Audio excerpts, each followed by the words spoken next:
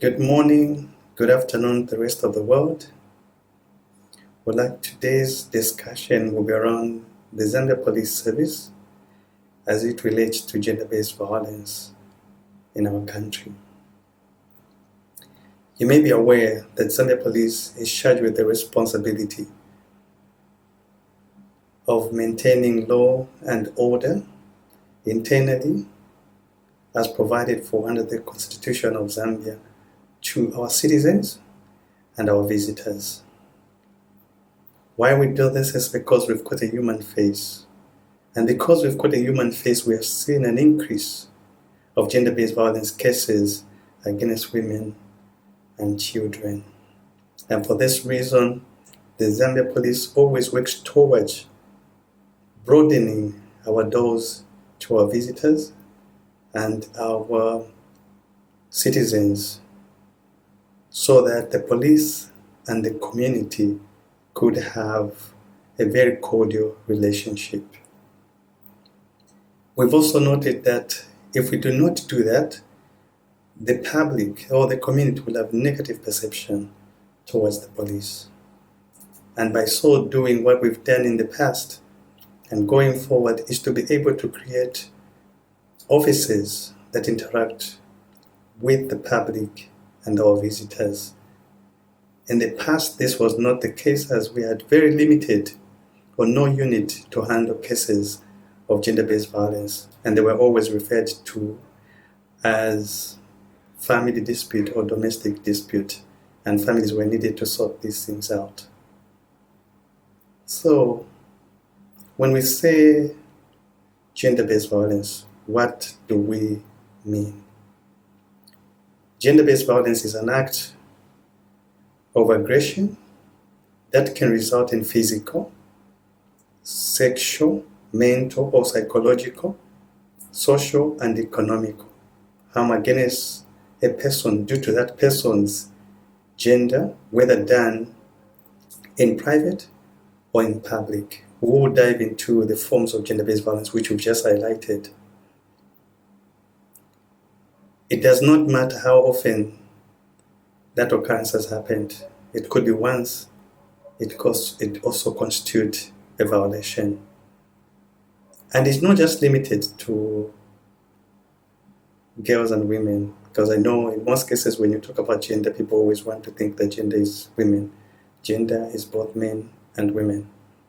And therefore, the initiative by the Zambia Police to establish units such as the Zambia Victim Support Unit, the Crime Investigation Department, and the Gender Office, among many other, really is to be able to bring down the gender-based violence cases to its lowest levels. So we do this through the operation called the BASAD. This can also be seen in light of the statistics, and that's why we talk about these issues of gender-based violence, because the statistics are showing that almost half of all women, if we're talking about the population of Zambia, almost half of the women, 47% of the women have experienced physical violence starting at the age of 15. Now, when you talk about physical, what we mean is beating, punching, slapping, kicking, and sometimes it can even end into death, maiming, or even injury.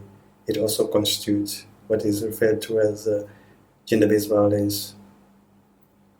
60% of women reported that their current husband or partner was a perpetrator. We see again that the gender-based violence issues, they've got a women or a woman or a girl child face, because there are more women who are violated than men.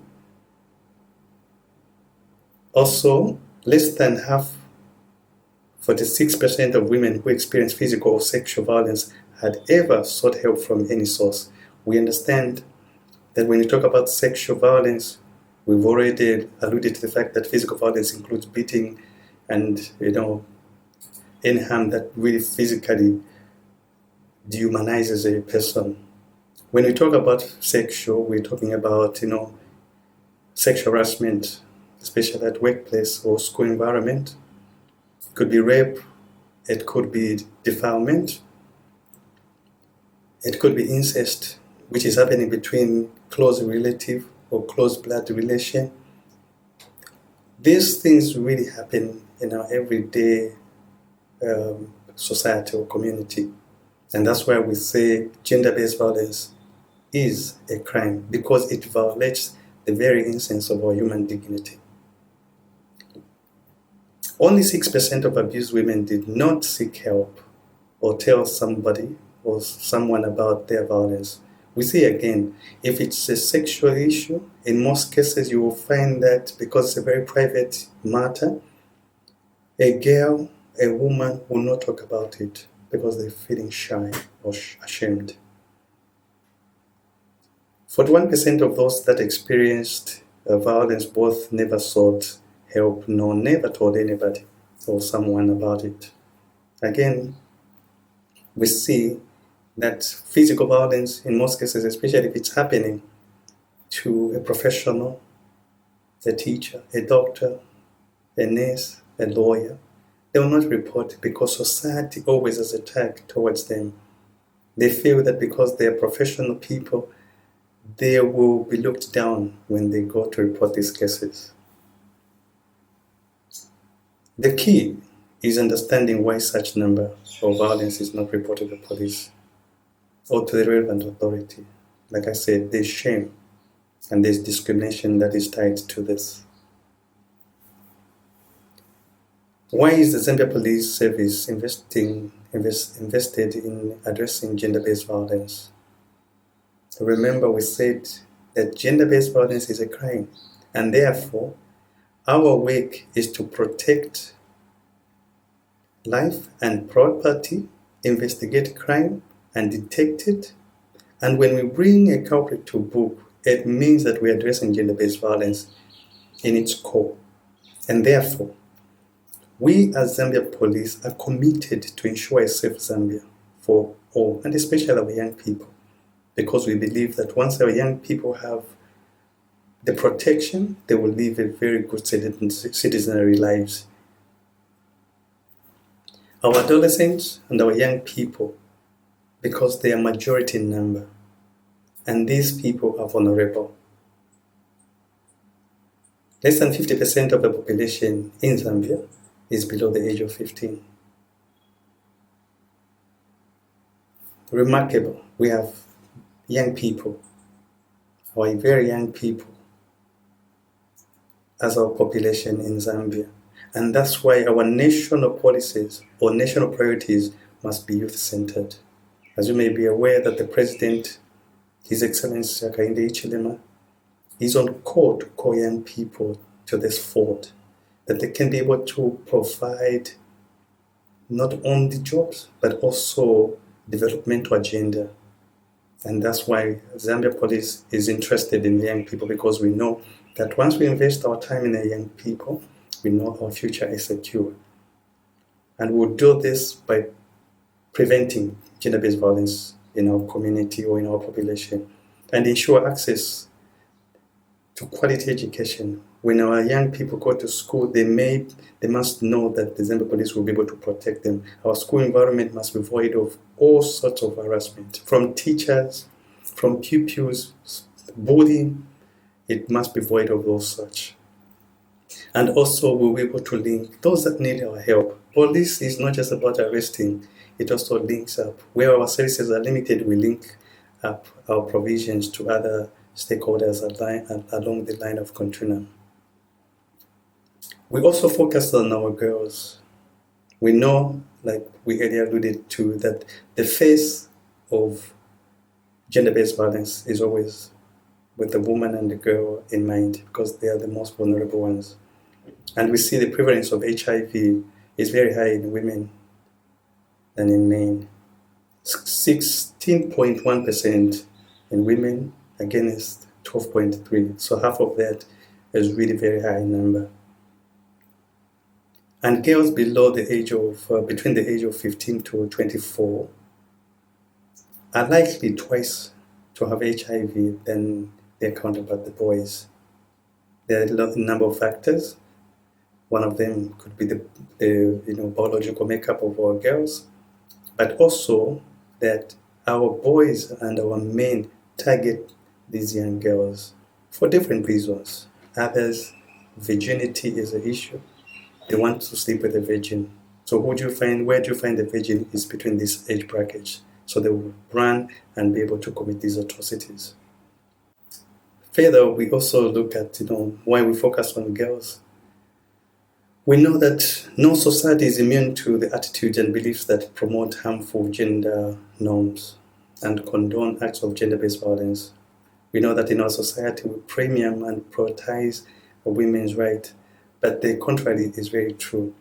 That despite the fact that society wants to uplift the standard of women, they are the ones that are really violating the very standard of women by encouraging our young girls not to go to school but to get married, a violation of the fundamental right of education. Gender-based violence is correlated with low academic achievement and economical security. We know that education is an equalizer. A girl who does not want to go to school and end up into marriage perpetuates poverty, chronic poverty, and the cycle of poverty, you can see it everywhere written around girls who are not educated.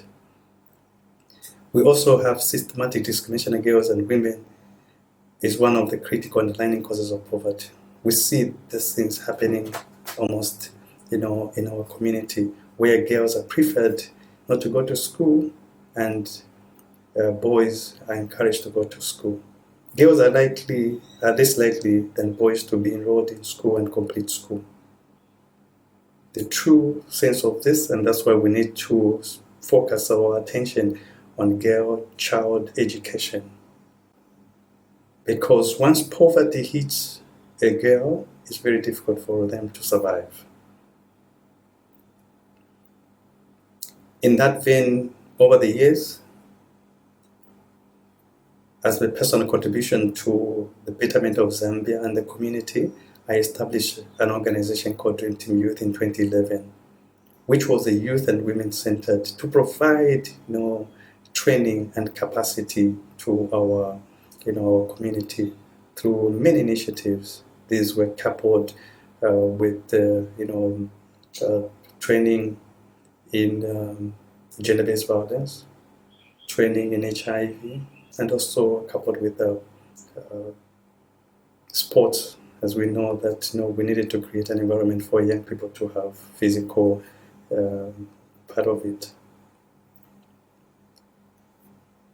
Over the years, since inception, we've trained more than 4,000 plus individuals or communities, and we're hoping that we can be able to establish resource centers in the places where we are operating from if funds allows.